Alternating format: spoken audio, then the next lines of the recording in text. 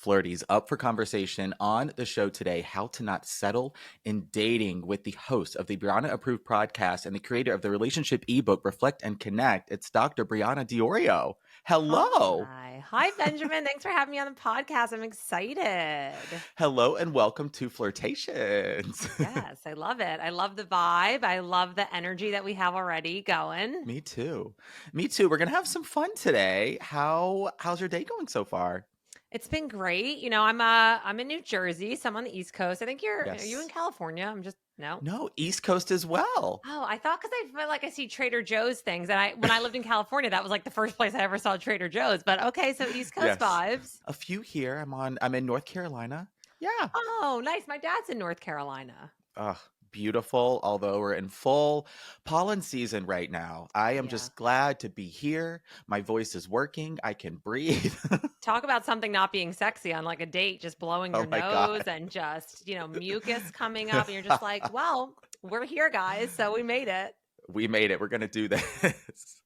So, Brianna, how did you get started in this work of relationships, of coaching? I've really gotten to know you through your TikTok content, which is incredible. If you're on TikTok and not following, do also follow on Instagram. But how you got started doing this? Thanks I love your content as well, because you keep it real and I think you make it relatable. And I think that's what people want nowadays Yes. is authenticity, and to feel like, especially when you're going through something with life and relationships and dating, you just want to feel like you're not alone. And a lot of the Yeah. times when you're getting out of something, there's been a version of you that hasn't felt validated or understood or seen. So it's kind of like this emotional life raft to be like, you get what I've gone through too. You also have been through the fire and healed those wounds. So it's interesting because, I've had my own private practice for over a decade now, but started more in the functional medicine side of things. Dealing with health, being a, nutritionist, having my PhD in integrative medicine. But there was always an underlying theme of stuff that was outside of health. So a lot of the times it went back to what's going on with your relationship with yourself, people that you allow in your life, the thoughts and conversations that you have with yourself, and how influential and detrimental or impactful that can be in your life. So it kind of was just a natural evolution where, somebody would come to talk to me about their GI issues. And then I'd be like, right. And what kind of friendships do you have? Or what kind of romantic partnerships do you have? And I think what I try to do a good job of is understanding that, yes, romantic relationships, I think, are a bit more relatable to people. But when I talk about relationships, I mean relationships as a blanket statement, because whether it's the relationship you have with yourself, with a coworker, with a homie, with a friend that's been in your life too long that's not serving you anymore, and then laddering up into romantic, they usually have some kind of Venn diagram going on. And so it's all those principles kind of apply outward. Yeah. This is like really central to my mission as the flirt coach too. A big theme on Flirtations and in my content is the theme of connection. It's really essential to everything we do, to health. This is so interesting. Some of my formal coaching training is in functional medicine. There you go. Well, you know why? Because I think in functional medicine, what they understand a lot is the idea of getting to the root of the issue. You're not just treating the symptom. And so if you take it in the lens of dating, it's like this idea of, well, why do I keep dating the same person? And it's this idea of that you don't have a type, you have a pattern. And, you see it in health too, of like, some people just have a propensity towards, in Chinese medicine, they'll call it like hypo or hyper, or, having different constitutional types. And I think we kind of create this in relationships and dating. And of course, it goes back to what kind of relationships were modeled to us, what kind of things we had to do to feel loved, whether that was, in school or, as a child, or even older in relationships. Where did I learn that my worth is tied to external things, or that I need to be chosen or helpful? And so where did I learn to fix and tolerate things? And so that kind of parallels with health stuff. And a lot of the times you really can't separate out, because you could have like a perfect diet and go to the gym 7 days a week and all that. But if you're stuck in kind of, an emotional captivity because of the life that you've, co-signed for, that sucks. And I would argue that that's going to be much more detrimental than the other things that you're doing. Yeah, I agree. I remember from my training, we talked about the soup, and we had these frameworks and these different matrices we would use. And it was so useful for me, even though I didn't really focus in physical health and wellness for coaching and I went more flirting and dating, it's still, I work with someone or I get a question or like something comes up in the comments on a live and it's like, oh, I'm having all of this anxiety. Okay, well, anxiety is just a symptom. That's just what we're able to observe and feel. Why? Mm, Is yeah. it a belief? Is it a pattern? Is it a story? What's going on with the connection, the relationship we have with ourselves, with what's happening in the relationship we're talking about, whether we're dating, whether we're in a committed relationship? So I love that functional medicine gives us this lens to really look at, like you said, the root, because Mhm. that's where we want to go. And it's so interesting because now more than ever, especially a lot of people are talking about nervous system Mm, regulation. Is this mm-hmm, person good for my nervous system? mm-hmm. There's a lot of research now that talks about how your microbiome can actually adapt Yeah, to the person that you're living with. But yeah. also, your body has decided before, or I should say, your body has decided for you before you have logically accepted what you need to do. Yeah. And so I think it's the idea of kind of merging those two worlds. Or, you hear a lot of people like, when I was with this person, I, was tired all the time, or I was Yes. fatigued or bloated. Yes. I gained a bunch of weight. I wasn't Uh-huh. eating. I couldn't physically sleep next to them. So your Mm-hmm. body is much more intuitive than the Mm. mind. And Yeah. it's really interesting to now kind of see those worlds collide. Yeah. I agree. And have you seen I mean, not funny, but I'm laughing a little bit, but this current trend on TikTok where it's two pictures like back to back, one me now, and it's like, Yeah. oh, glowy, healthy, Yeah. gorgeous, right? Lovely, happy. And Yeah. then flashback to the picture of me in my last relationship, basically Yeah. saying, this is why I'm single. And then in my last relationship, everything you were just describing, right? I Oh did a my post gosh. about that, talking about everybody talks about the breakup, glow up afterwards, but Yes. nobody talks about the glow down Ooh. that happens in the relationship. That it's not until you get out when people are like, you just didn't look like yourself, or, in photos, you could tell you. And I'm just like, information I could have used yesterday. Not that I would have Right. listened, but it Right. is interesting how, if you have a few people in your circle that you respect and trust, they can Yeah. see some of those things that we put Yeah. blinders on when you're Hmm. in it. Yeah. If you're glowing down in your relationship, something to notice, Yeah, something something to to be be aware of if you feel like you're just glowing down. food for thought here on this day. Okay, so as we get into settling, this is Mm, such a big topic. I think it's a big fear, a worry, a thought a lot of daters have of, oh my gosh, I don't want to settle. I don't want to mm. choose wrong or pick wrong. And so when it comes to settling and dating, got some questions here from the flirties. They came through as always, but what do you feel like it means to settle? Just to give some context to, yeah, to the word. I think it's that idea of, if you have to ask somebody, am I settling in this relationship? Mm-hmm. There's some version of you that something is not aligned, or Yeah. something is feeling off, right? Okay. That doesn't mean that you're going to be 100% happy every single day, and that, Right.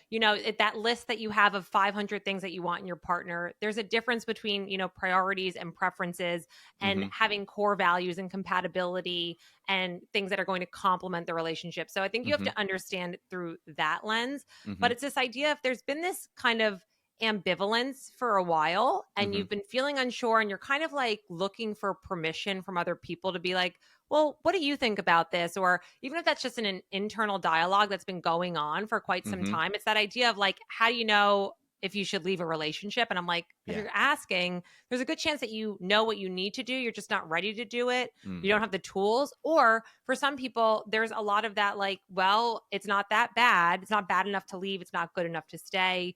Maybe this is the best that I can get. Yeah. I don't Yeah. want to be alone. I don't want to start over again. There's Yeah. like all those jokes of, I went from having somebody who I told my deepest, darkest secrets to, and then going on a first date and being like, so where did you grow up? How many Yeah. siblings do you have? And that idea Yeah. of that is just, it's gut wrenching, and it's overwhelming and daunting. So Yeah. I think you have to first have a very honest conversation with yourself, and have a level of self-awareness that, if nobody else was watching and you thought that this was the best that you could get and nothing was going to change, because a Mm-hmm. lot of the times we stay in for the hope and the one Mm-hmm. day wager, as Matthew Hussey calls it. Mm-hmm. If this relationship was going to continue on as is, Mm-hmm. is this how I want to be loved for the rest of my life? Mm. And am I really being true to myself, because you Yeah. know what it's like to feel happy for Yeah. yourself, not other people in the comparison game, but you've been in the relationship with yourself the longest out of anybody in this life. You pull yourself out of breakups and tough times and friendship ruptures and Yeah. tough conversations, and you know what it's like to kind of start to lose yourself. So Mm. I think it's understanding to thy own self be true, as cliche Mhm. as that is. But, Mhm. is there a version of me that feels like when I'm in this relationship, am I shrinking myself? Am I not being my most expansive version? Am I not being my most authentic self? Yeah. Am I fantasizing about, other relationships or lifestyles? Do I have I upgraded my definition of love and healthy partnership and what that looks like? Because that's Mhm. okay too. If you Mhm. got into a relationship when you were younger, you Yeah. didn't feel like you were settling, and now you have a new operating system and new standards and new definitions. So Yeah. I think you True. have to really do a really tough, honest conversation with yourself, and then take that answer and actually do something with it. Again, it's that Yeah. idea of knowing what we Yeah. need to do versus actually doing it. Yeah.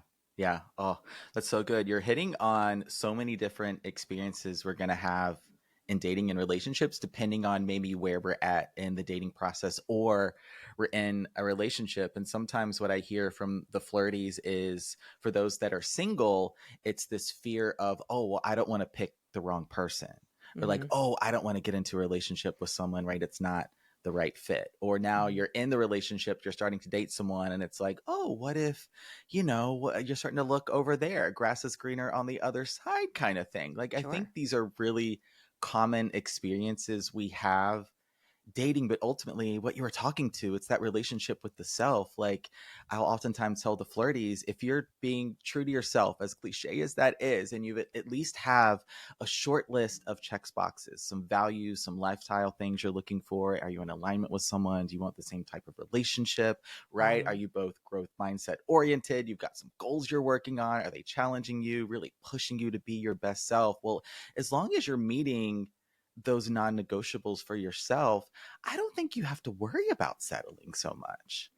I think you also have to trust yourself, right? And so Yes.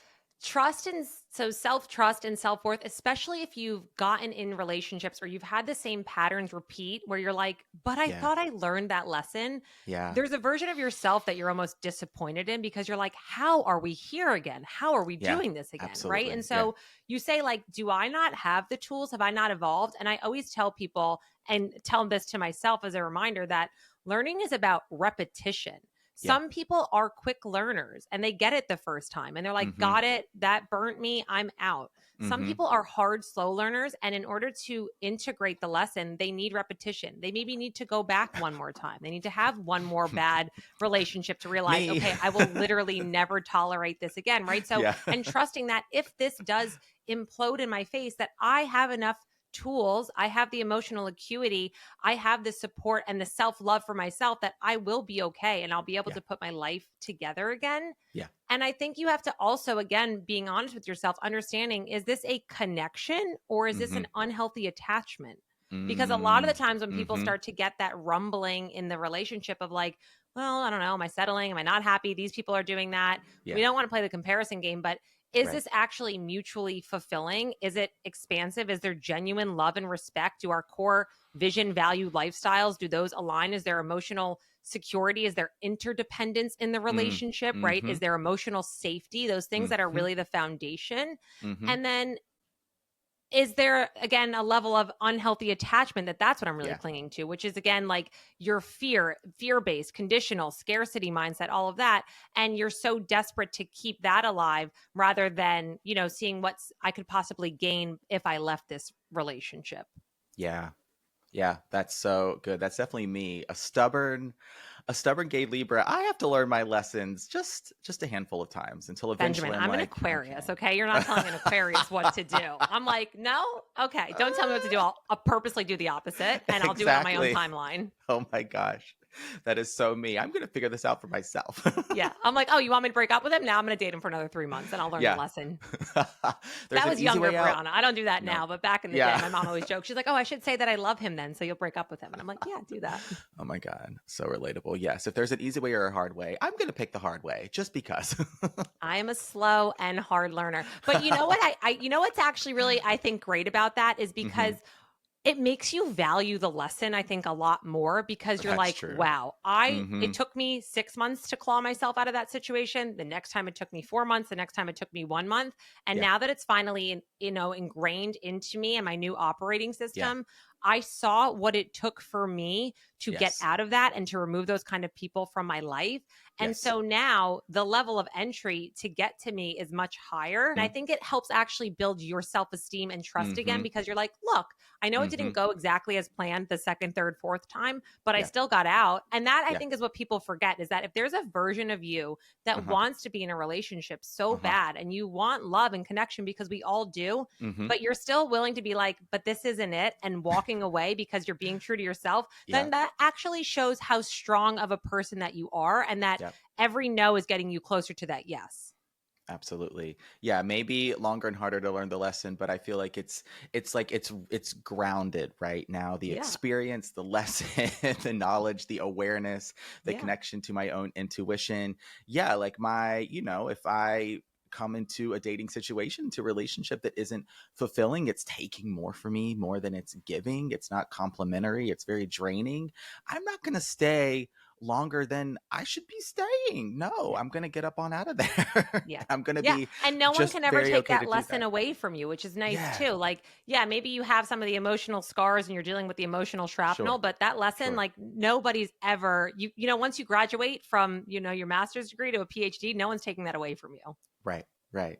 All right, I want to come back to connection versus attachment. I love that theme. And you're talking about connection versus unhealthy attachment. And Mhm. so, what I was hearing from the flirties putting this together is some of the ways they may settle or settle as a single person, which is a part of this conversation as well. Sometimes we settle for our singleness when we really would like to be dating, we would like to be in a relationship. But some things that were mentioned here, and I'm sure you see this too, this fear of being alone, right? Mhm. So maybe we settle just because we have someone by our side, someone to text, to call, even if it's not healthy. The fear of rejection. Maybe we just cling to this person, we chase, we want to fix, give so much of ourselves because we don't want to lose them. What if we never find someone again? Mhm. Right? Talking about that scarcity mindset and this, like, what if this is as good as it gets kind of Mhm. thing. I think that's something daters think to themselves sometimes too, even though in your heart of hearts and your intuition, Mhm. things ain't all the way there. So speaking to connection versus attachment a little bit, I'd love to hear more. I think people need to really always be calculating the future cost of my current decision because that's Mm, what a lot of it is mm, they say, well, I will just stay, mm, or it is tough out there. I don't want to start over again. I don't want to be alone. This is probably the best that I can get, or maybe I don't deserve to be loved like that, right? I am going to choose this familiar hell over this unfamiliar heaven. And yeah. so you have to realize that you will pay debt on that decision Mm, later in life. mm, And for some people, it maybe be like they might have a situation where the debt has already accrued. They have a mm-hmm, mortgage with somebody, they have mm-hmm. children with somebody. It's a lot. The exit strategy is a Yeah. lot more difficult, right? The Yeah. barrier of exit. So Mm-hmm. I think you have to understand this kind of cost benefit analysis of what will it cost me if I continue on this path and stay? Yeah. And simultaneously, what would I be able to gain if I actually left this relationship? And again, going back to this idea of understanding that I trust myself, that I will Mm-hmm. be okay. I love Yes. myself. And Yes. again, if not this, something better. So much of dating is actually a numbers game. It's getting rid Yeah. of the wrong people sooner so you Mm-hmm. can make space for the right people and people who are more aligned.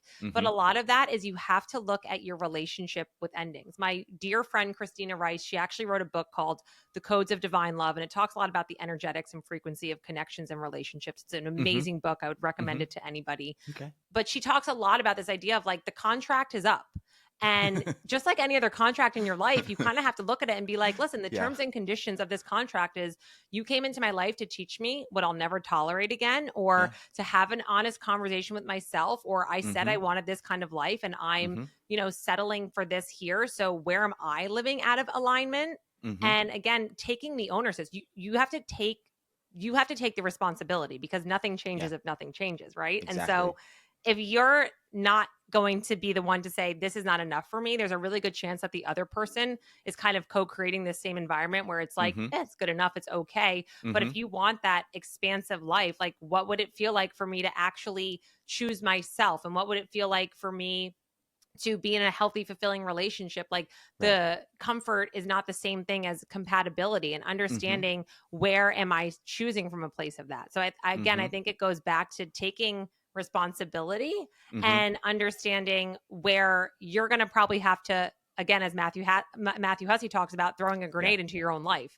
And that's scary, because you're like, well, now I'm going to have to rebuild it. And so sometimes it's not bad enough for some people. And they're just like, I can live with it like this. And that then is, then your options are, then you don't necessarily get to complain about that anymore. And I know that sounds really harsh and callous, but you can change something, you can accept it, or you can kind of, like, keep on this path. And that decision is in your court.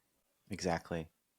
Yeah, and it's something came to mind just as you were speaking, is like, of course, when we're dating and in relationships, there's someone else there too, right? So maybe they're having this experience where they're feeling a little bit disconnected, or something's going through, like, you're going through a phase in your life, something with like a loss of a family member, a loved one, a job, something like that. And so I think it's reasonable that there's going to be these ebbs and flows, of course, in dating and relationships. And this is why communication skills and just trusting, knowing yourself will always be so important. So even if you feel like you're, quote unquote, settling, maybe you're in one of those ebbs as opposed to a flow. But knowing yourself, ultimately, I love how you talked about this, right? Sort of, you're going to pay the debt eventually, right? What is the cost to your future self if, right, this other person isn't even willing to have a conversation? If they seem like you kind of have to do like a P&L sheet of your life. And I know that doesn't sound sexy and romantic, but operationalizing your life, Alex Hormozi talks about it a lot. It's actually quite helpful, because,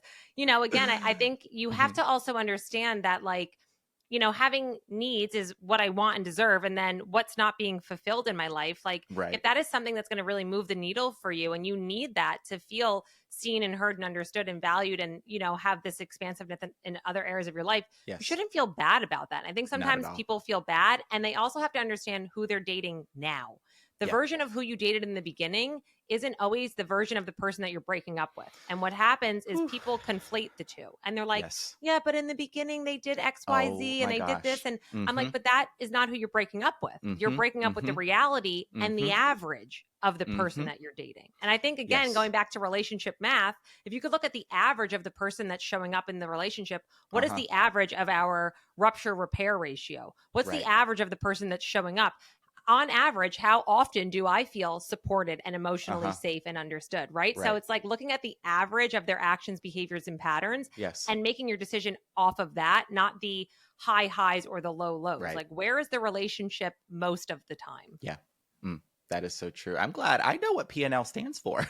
Yes, math. Listen, I was a Spanish major undergrad. I'm not even like a math major, but I think that sometimes we gotta take out the spreadsheets. It's true, and that is one of the dating lessons that I had to learn many times, and that is dating the potential, right? The version of who someone was in the beginning, and where did that person go? I want that person back.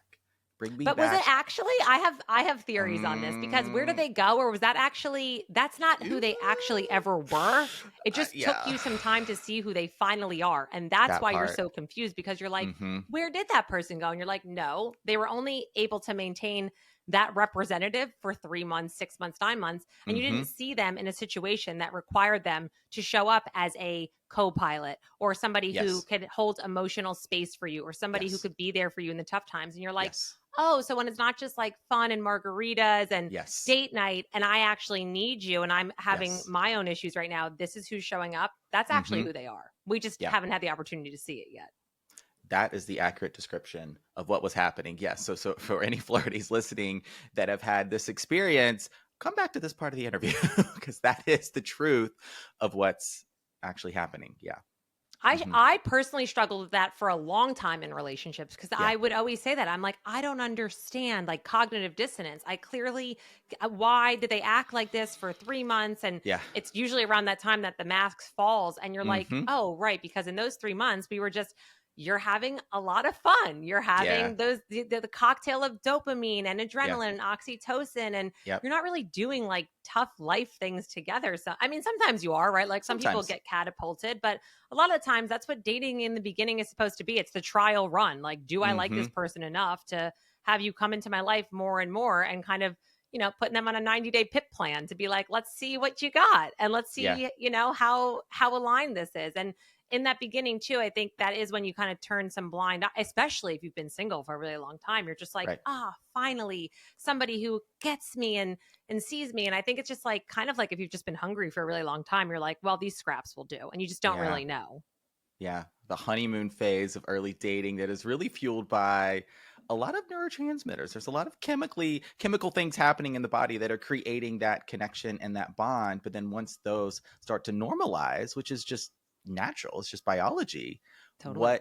what's left, right? Who is in front of you when sort of that honeymoon, that like, giddiness of early dating, when things are going really well, when it starts to settle into a more normal life, and you've got your routines and you're going to work, and then something happens with family or a friend or your health, right? Like, what happens then? Can this person show up for you, and can you show up for them? And that's the paradox of it, because that's where sunk cost fallacy comes in, because you're like, but Mm. I've already invested 3 months, 6 months, 9 months of my life. And so Yes. there's a version of like, well, I did all Ugh. this work. I broke them in. They know Yeah. my idiosyncrasies. I know theirs. Yeah. These are my flaws. Right. So like there's a version of trying to make, a square peg fit into a round hole. And at Mm-hmm. some point, again, that's where you have to really start calculating, what is it going to cost me if I Right. keep doing this? And that's a Mm-hmm. lot of the times when people, when they finally get out of it, they're Mm-hmm. disappointed with themselves, because they're like, yeah, but I knew it felt off at month 2, Yeah. or Yeah. I saw this flag and it was yellow and I tried to paint it green, Yeah. and I saw the best in them instead of the reality in them. Yes. And that's where you have to just kind of just integrate the lessons a little bit quicker. Absolutely. Yeah. Another reason sometimes we stay longer than we perhaps should, the sunk cost fallacy. It's like, yes, I've been with this person for so long, right? I've invested so much time, energy, attention, emotional energy into them. I got to stick it out, right? I just got to stay. But talking about that, paying the debt eventually, the cost of your future self. I mean, an accounting math lesson here on Flirtations today. Guys, hello, welcome. Tax season is like Oh right my here, so God. you're welcome. Obsessed. Reminder. Finish taxes, Benjamin. Finish taxes. Reminder. No, but it's also, I do feel tough, I'm sure. And like, it depends where you are on your singleness journey too, right? Like, Sure. it's easy to sit here and say, as somebody who's like, been single for a while, I went through a rough breakup like a few months ago, and I had to do the work again. And you kind of get like slapped in the face, be like, oh, this does suck. There is really no way around it. And it kind of hurts. It takes you out at the knees.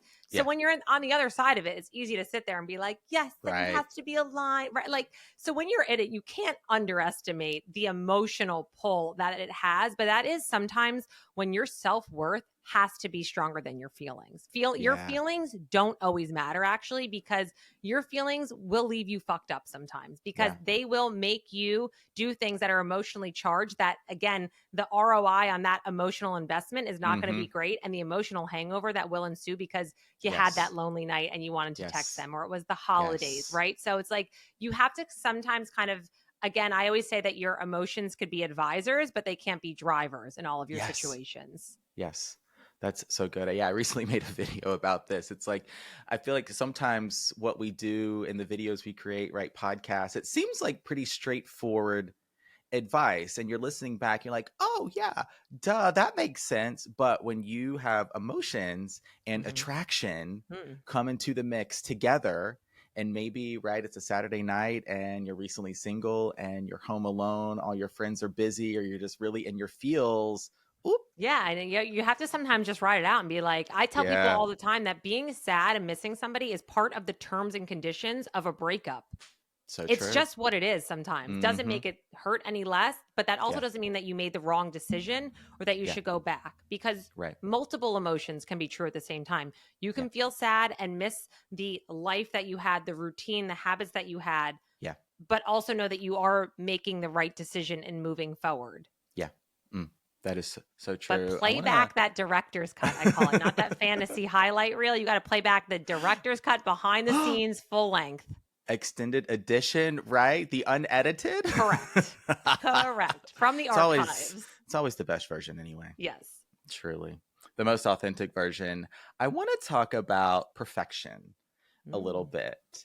Is something that is on my outline, because I think if you're getting dating advice from the internet, from social media, a lot of it lacks nuance, I feel, and can have you looking for, right, the perfect ideal partner, someone that's checking every box. But I feel like in a way that can create this situation where we may settle for singleness, as we were talking about a little bit earlier. Or maybe, you're not finding someone that is checking all the boxes, and so you're like, well, this person's good enough, right? Might as well. So how does perfection maybe come into this experience?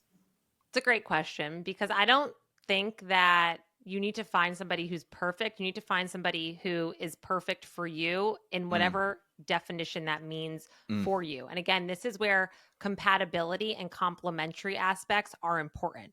How compatible is somebody with me on my core principles and my core values? The thing that really makes me personally feel supported, seen, heard, valued in a relationship. And this is actually why I'm really big on creating definitions around these things. I do this with clients all the time. Everybody has created some version of a list of what they want in their dream partner. And they'll write some kind of amorphous things of like, I want somebody who's generous. And I'm like, that's great. But what does that mean? That's right. And how will you know if somebody showing up is generous? Because generous could be monetarily generous. It could also be somebody who's generous with their time and their energy and their thoughts, right? And so, and again, there might be a version of you 5 years ago who was like, I just want to date for money. And now you're like, I make my own money. I want somebody who can like support me and call me baby girl and kiss me on the forehead, right? Like, so you have to figure out what your definitions are. And so if somebody comes into my life that I think is quote perfect or not perfect, I said I wanted somebody who got me flowers on a random Tuesday. That's my definition or an example or proof of what that means. Somebody else might be coming into your life and they're like, no, my definition of generous is I give you $200 a week to go get your hair and nails done and get matcha and coffee, right? And they're like, I am being generous. But for you, that's not what you need.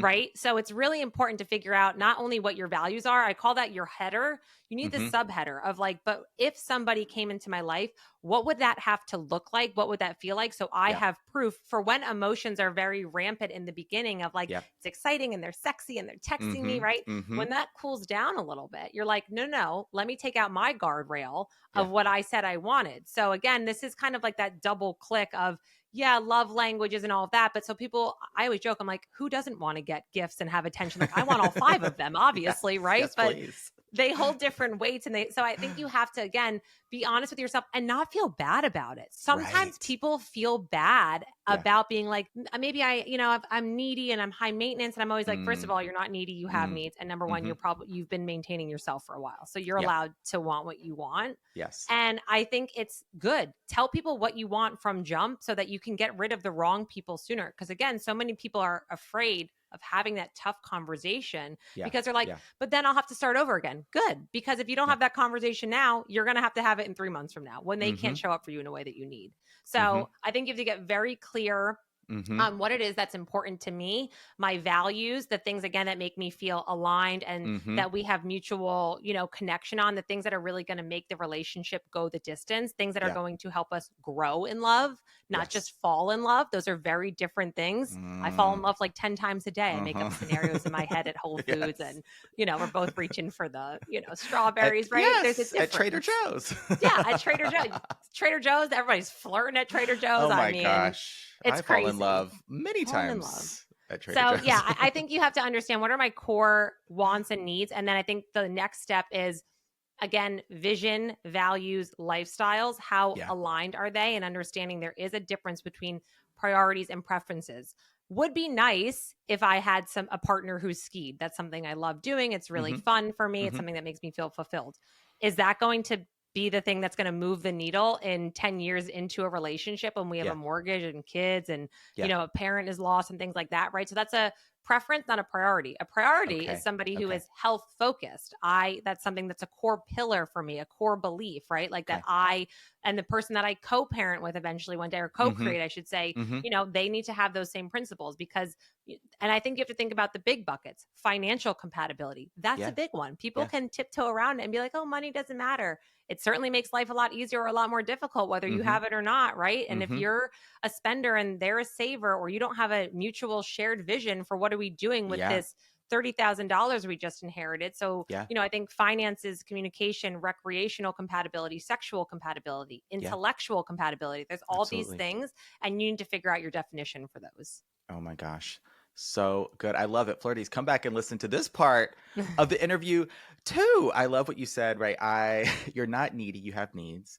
You're not high maintenance. You've been maintaining yourself your whole life. I love that reframe right away. And something I feel like you're speaking to is this, it's to be specific Yes. in what you're looking for. So, as that example you gave about you're looking for someone that's generous, I would say every dater is looking for someone that's generous. So, if that's all you say, if that's all you're claiming to yourself, to the universe, well, someone else, whoever you're dating, may decide for you what Yes. generous looks like. They're going to Yeah. fill in the gaps as your brain is trying to figure out, okay, what does generous mean to me? Someone else shows you, maybe Mm-hmm. they're financially generous, but not emotionally really available or generous, or like, you're hanging out and they're just on their phone or gaming all the time and you just want to spend time with them. They're like, well, we just went out to dinner. Like, what do you want? We're dating, we're in a relationship. Okay, but I want to spend time with you. Yes. And so if you're specific in what generosity looks like, you are much more likely to identify when that is present and when it's not. And I love Yes. this preferences versus priorities. Yes. So awesome to get specific about what you're looking for dating. It's just, it's gonna give you such a much more clear direction. And so you don't settle. Correct. And that's why Yeah. discernment and alignment are so much more important than time. People say like, well, Mm, I don't want to have to start over. Time is not as important when you are aligned with somebody. This happens yeah. in friendships all the time, right? You Yeah. meet somebody and you're like, we just clicked. It's because you guys are aligned on a lot Yeah. of things. And Uh-huh. the example I always give, it's this idea: if I go to a restaurant, let's say like you and I decide, I say, Benjamin, I want to go out to Uh-huh. dinner tonight. And I said, I really want a cheeseburger. If we Mm-hmm. go to a restaurant, I said I wanted a cheeseburger. If the restaurant comes out and says, all we have is steak and a cheese platter, Mm-hmm. that's up to me to say, no, I said I wanted a cheeseburger. So we're going to Right. go somewhere else, right? Yes. Yes. Some people, they're so tired, they're so emotionally hungry, metaphorically, right? That they're just Uh-huh. like, all right, fine, I'll take the steak and I'll take the Yeah. charcuterie board and I'll mix it together and I'll make my own version of it. And then they're not Mm-hmm. happy. Then they Mm-hmm. feel like they settled. Then they're upset with themselves. So you have to Mm-hmm. know what it is that you want. Know that you're Mm-hmm. worthy of that, right? Yes. Know that you're Yes. deserving of that. And then be like, Yes. yeah, all right, well, then we're going to have to go to 4 more restaurants, but that's okay because I said I wanted a cheeseburger and I don't feel bad about that. Yes. And if it means you stay single for a little bit longer, if it means you got a little hunger pained until you drive to that next restaurant, all good. Because guess what you're going to get? A cheeseburger. And it's going to be delicious. Yeah. Nobody's life really got worse or they didn't die because they were single for an extra 2 years. Their No. life got way worse when they settled and they married the wrong partner, or even if you don't want to get married, if you decided to, have a partnership with the wrong person, better Yeah. to marry late than to marry wrong. And Oh my even God. when you think that you're doing it right, there's still a chance that it's not going to be right. It's True. hard enough to make a good relationship work when you're both full fuck yes energy going in. Mm-hmm. So Mm-hmm. imagine being unsure, kind of like, well, this is it, I guess, right? And then thinking that when you have these uphill battles that it's going to be a walk in the park. Right. No, it's going to be Jurassic Park and you're going to have some hard conversations you have to have with yourself. Relationships are work. They just are. But what fulfilling work it can be. Yeah. And if you my like your gosh. job, listen, everybody has, this is a job, this is work, but you're having Yeah. fun. Work can be fun if it's in the right field. That's true. I love what I do. Correct. So it's like work can be fun. And it's again, what kind of work? How fulfilling is that work? Yeah. Yeah. That's such a good point. Yeah. I love the flirt business. It is not without its challenges, its stressors, its worries, its concerns, its doubts, its moments of what am I doing? Oh, well, podcasting in general. I mean, gosh. every person I podcast with, I always joke. I'm like, so how many times did you want to quit this week? Because every week I'm like, I'm not doing this anymore. Twice. Yeah, all the time. Literally 5 seconds before recording, I'm like, Oh I'm my canceling. gosh. Yes. So yes, yesterday, yeah, I was thinking like, oh my God, what's no, but then I was like, nope, nope. We got Brianna I was on like, the what if show. she just cancels? That would be great. Every now and then when that does happen, I'm like, oh, thank God. Oh no, it's a very real emotion. It's very real. Okay, let's get into a little dater flirty Q&A with our remaining time today. A classic question here when it comes to settling. How do I know if I'm settling versus building a slow burn, right? So you're more so taking your time in the dating process versus settling. Again, I think settling is that idea of if you've been so unsure for so long, if there's been these Hmm. emotional pebbles in your shoe, if there's been a, a stack of yellow flags that have kind of been curated for a while, if you're asking a Yep. lot of other people for their opinion and kind of permission, or you're kind of workshopping, like, what should I do? Was this messed up? Was it not? There's probably a version of you that knows what you need to do. You're just not ready to do. Mm, A slow burn is like, all right, I have been burned in the past before. I am maybe not the quickest to get out when I need to. So I'm going to actually take some time to yeah. do a thorough vetting process. Yeah. Again, it's this idea of like, you have to date like you're a Fortune 500 company. They're not hiring a CEO in 1 week interview. Hmm. It's you're going through multiple rounds. I mean, we Hmm. got to see you got to submit some work. We have to see how you show up when there's Yes. stress, right? So it's okay to take that time to be like, I don't know if you're a qualified candidate, because I've hired some people before when I was metaphorically understaffed and I Uh-huh. had to do double the work in Uh-huh. that relationship later. So I think it's understanding that idea of like, okay, am I just making sure that, again, this is fulfilling my wants and needs and I'm feeling what I need to get for my definitions? Or again, is Hmm. it this kind of like, this has been going on for a while, I'm not fully fulfilled, am I staying for the wrong reasons? Yeah. And having those honest conversations with yourself. Yeah. So good. Yeah.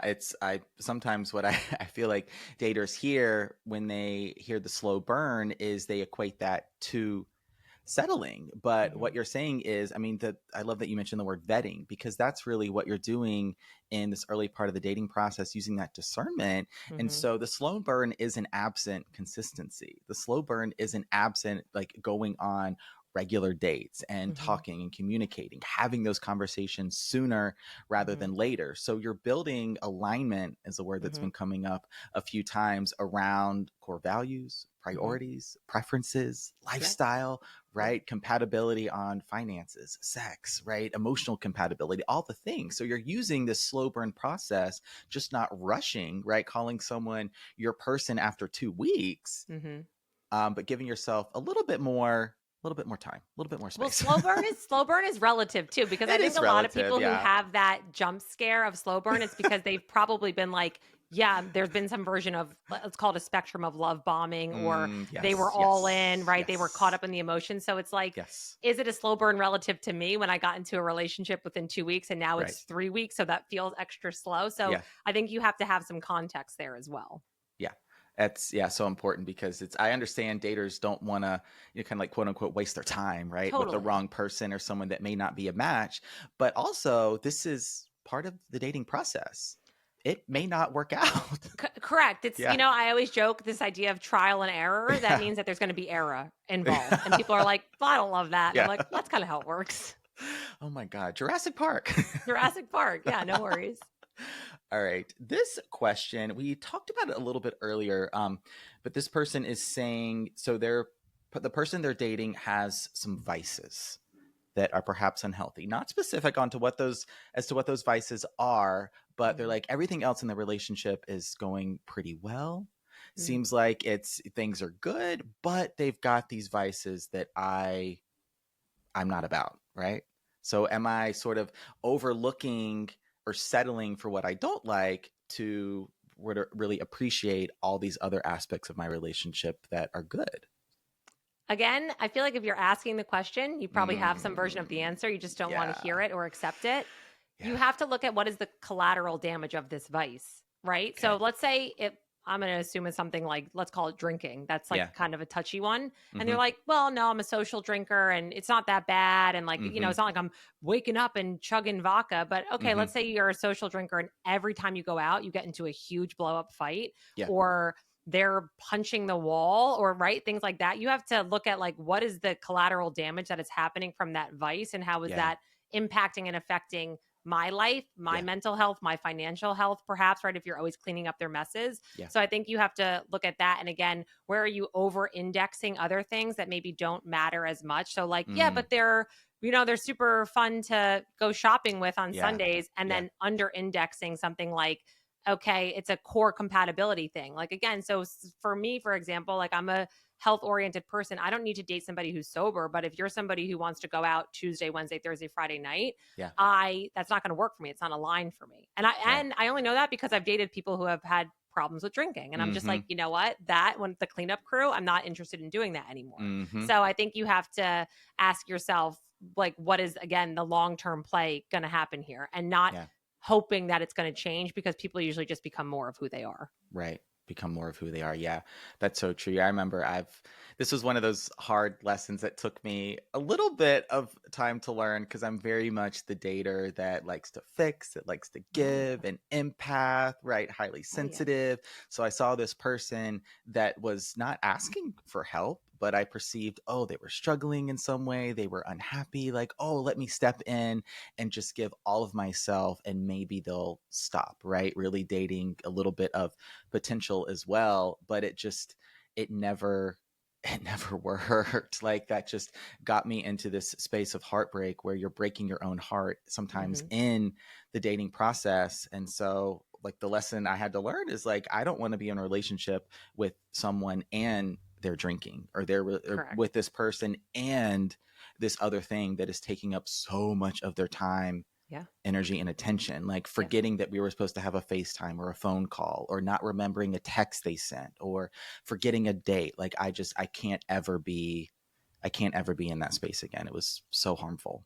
And if you're making the decision because you hope it's going to change or Yeah. think it's going to change, if that's the reason that's making you stay, Mm-hmm. then you should test the theory and say, all right, great, this is not working for me. You go Yeah. do that then. That's a Yeah. problem for me. If you're going to go fix that, it's going to be on your own terms. I Right. can't do that emotional labor right now. And Yeah. then come back to me when it's worked out. But if that's Yeah. the reason you're staying, it's probably not going to stick.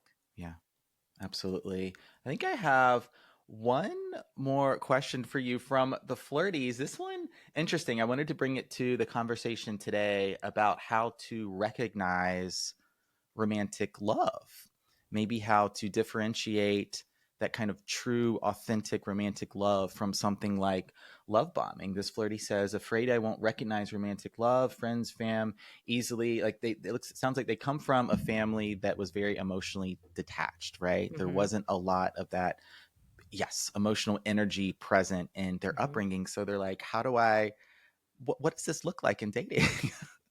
That's actually such a great question, because I Yeah. think sometimes people say, well, I don't even know what a healthy relationship would feel like. And Yes. even if they maybe had an upbringing that there was a healthy relationship, or if it wasn't, or if you haven't been in one yourself, Mm-hmm. that's okay. What I Mm-hmm. tell people is that you need to actually choose from your future self. What would future Brianna want to feel? Mm, What would my Sunday look like with my partner? What kind of conversations would we be having? Where would yeah. we be going to dinner? What kind of friends would we be hanging out with? What Yeah. kind of vacations would we be going on, right? Like, Yeah. this idea of what would it actually feel like for me? And you can think about the imagination that we have when we're trying to fix these losers, when we're like, imagine if they could change. And you're just like, no, no, let's take that imagination Yeah. and put that into the position of Yes. what would it feel like. Let me imagine what the most expansive version of me, what kind of partner would I have if I had a Yes. rough day and I had to call them on the phone?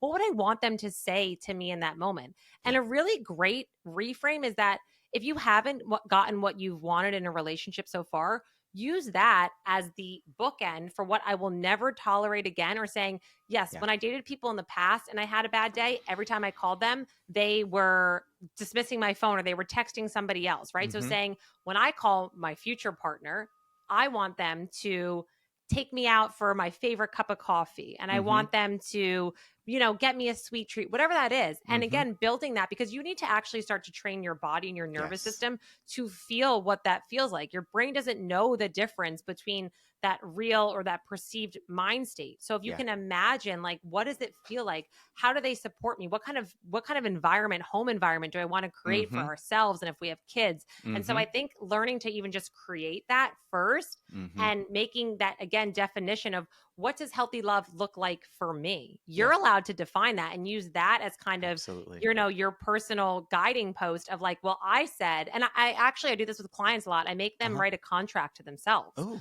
of uh-huh. what I will never allow again, or my Oh, future okay. partner will be this kind of person and they're going to have these kinds of values. And you use that as when people come into your life until Yeah. you can learn to trust yourself a little bit more again. You Mm, use that to say, right, but I told myself that I wasn't going to tolerate somebody dismissing yes. my feelings or minimizing or being on the phone all the time when I'm Yeah. with them and having an important conversation, right? Yeah. And sticking to that and knowing again that you're worthy and deserving of Mm, that. mm.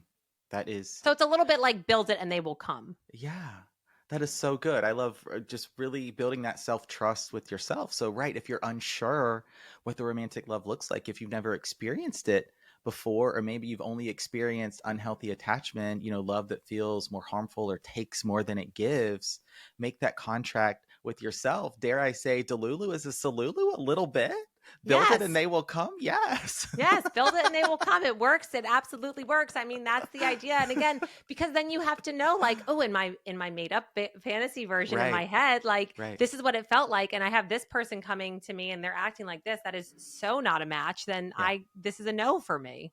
Yes. Oh my gosh. The love you seek is seeking you, right? You deserve it, You flirties. do. You deserve it. This has been an absolutely incredible conversation. I can't believe we're at time. Is there any just final words or, yeah, insights for the flirties before we say goodbye? I just think it's really important that people believe that they're deserving and worthy of the love that they want, and Yes. you accept the love that you deserve. So you Yes. do have to start with this sense of I am deserving and worthy of love just as I am. Yes. And you you will get what you want in love as long as you don't settle. You could take Yes. a rest, you could take a beat, Yes. you can, Yes. realign. But if Yes. you know that what you want is out there, if I told you you were going to meet your dream partner in 6 months from now, Uh-huh. how would you keep living your life? Do that and build Yes. it, and they will come. Absolutely amazing. Dr. Brianna Diorio, the relationship ebook, Reflect and Connect, available on TikTok, the Brianna Approved podcast, available where you listen to podcasts, just like Flirtations. Where can they find you on the internet and perhaps work with you if you're taking clients? Yes, I am taking clients. Okay. You can go to my website, briannadiorio.com, has my links to kind of everything, my Instagram, Okay. on my TikTok account as well. I also have a link there for working with clients. We do a Okay. whole intake form. We have prompts and mindset shifts and call to action. So it's really inclusive and Yes. hands-on. And Benjamin, thank you so much for having me. This was like an amazing conversation. And Yay. I really value what you're doing as well for helping to empower people in Yeah. the area of love and relationships. Well, thank you for coming on Flirtations. I so appreciate the work you're doing too, just to empower daters and the flirties, all the people listening to Flirtations, to your podcast, to just, like you said, believe that they can have the love that they envision for themselves, that they're deserving of it. So appreciate your work as well. I'll send all the flirties your way. I'll have those links in the show notes below for this episode. Thank you so much for being on the show today. Thanks, Benjamin.